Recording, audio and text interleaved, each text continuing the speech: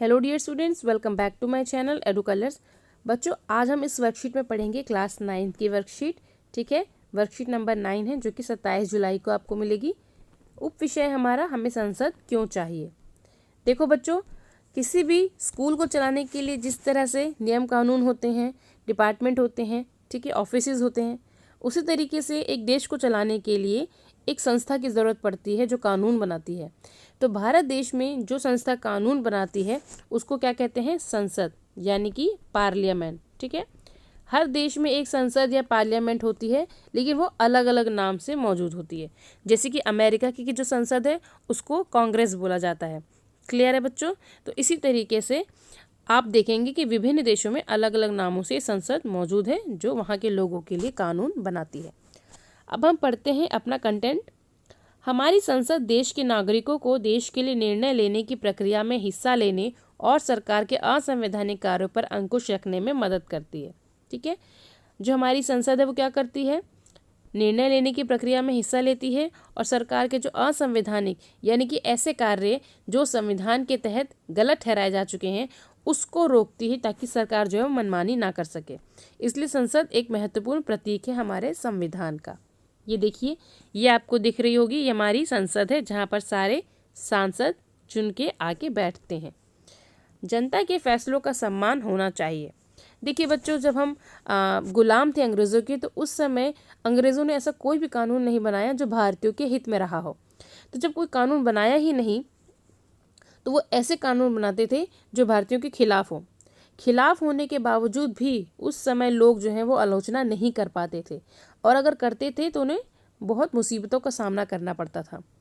देश की आज़ादी के बाद लोगों को थोड़ी सी ऐसा हक मिले हैं, अधिकार मिले हैं कि वो अपनी बात को रख सकते हैं, और अगर उनको लगता है कि कोई फैसला सही नहीं है तो उसके खिलाफ वो जा सकते हैं।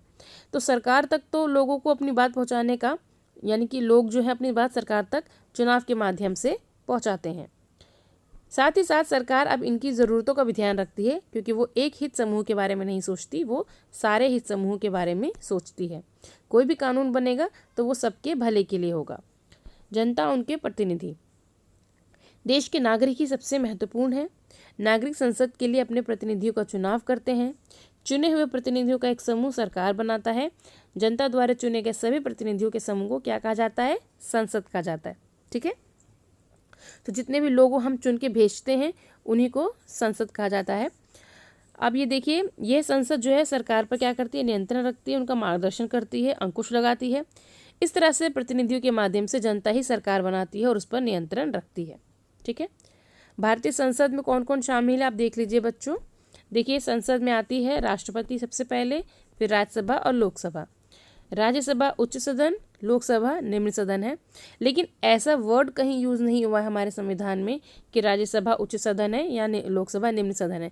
बस इसको इनकी शक्तियों के आधार पर बस इनको इस तरह से माना गया है। लेकिन अगर शक्तियों के देखें तो लोकसभा ज़्यादा शक्तिशाली है। ठीक है, और जब ये दोनों कानून बना लेते हैं तो उन्हें साइन के लिए राष्ट्रपति के पास भेजा जाता है। देखिए, राज्यसभा का जो सभापति होता है वो देश का उपराष्ट्रपति होता है। ठीक है, और लोकसभा अध्यक्ष जो होता है वो लोकसभा का अध्यक्षता करता है। जैसे कि मान लीजिए, जितने भी सांसद चुन के आए हैं लोकसभा में से, उन्हीं में से कोई एक क्या बनेगा? प्रधानमंत्री बनता है। और उन्हीं लोकसभा के सांसदों में से एक क्या बनता है? लोकसभा का अध्यक्ष। ठीक है, जो अपने लोकसभा की अध्यक्षता करता है, मीटिंग्स जो होती हैं उनकी अध्यक्षता करता है। क्लियर है बच्चों? और राज्यसभा की अध्यक्षता कौन करता है? हमारे उपराष्ट्रपति। ठीक है, तो ये मैंने आपको इसका नेचर बता दिया कि हमारे भारत की संसद का नेचर किस तरह का है। अब चलते हैं प्रश्नों की ओर। तो प्रश्नों में हम देखते हैं, सबसे पहला प्रश्न है हमारा, संसद के विषय में आप क्या जानते हैं? यानी संसद क्या होती है? तो आप यहाँ पर लिखेंगे, जनता द्वारा चुने गए सभी प्रतिनिधियों के समूह को संसद कहा जाता है। ठीक है, ये हो गया आपके फर्स्ट क्वेश्चन का आंसर। दूसरा प्रश्न है हमारा, सरकार के फैसलों में जनता कैसे भागीदारी निभा सकती है? तो चुनाव के माध्यम से। ठीक है, देश की आज़ादी के बाद लोग सरकार के फैसलों में चुनाव के माध्यम से अपनी बातें सरकार तक पहुंचा पाने में सफल हुए हैं। ये हो गया आपके दूसरे क्वेश्चन का आंसर। ठीक है, यहाँ से लेके यहाँ तक ये हो गया आपके दूसरे क्वेश्चन का आंसर।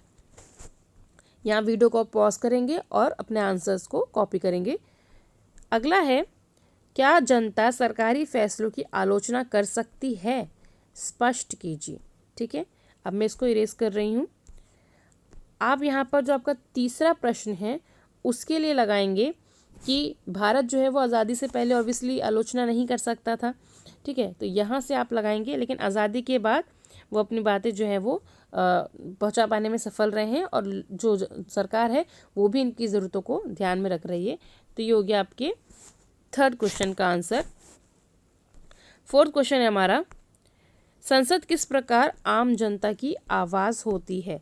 आप देखिए, तो संसद किस तरीके से आम जनता की आवाज़ होती है, क्योंकि देश के नागरिक जो हैं वो जो संसद है वो लोगों के लिए काम करती है, हम सब जानते हैं। ठीक है ना, तो संसद किस तरह से काम करती है? संसद देश के नागरिकों के लिए निर्णय लेने की प्रक्रिया में हिस्सा लेती है, सरकार के असंवैधानिक कार्यों पर अंकुश लगाती है। इस आधार पर संसद भारतीय लोकतंत्र का सबसे महत्वपूर्ण प्रतीक है। ठीक है, और आप इसकी जगह ये भी लिख सकते हैं कि इसी वजह से जो भारतीय संसद है वो भारतीय लोगों की आवाज़ है। तो ये हो गया हमारा फोर्थ क्वेश्चन का आंसर। ठीक है बच्चों, तो यहाँ पर हमारी वर्कशीट जो है वो कंप्लीट होती है। सो आई होप आपको ये वर्कशीट अच्छी लगी होगी। अगर आपको ये वर्कशीट अच्छी लगी है बच्चों, तो इसे अपने फ्रेंड्स में शेयर करें। मेरे चैनल एडू कलर्स को सब्सक्राइब करें। वीडियो देखने के लिए थैंक यू सो मच।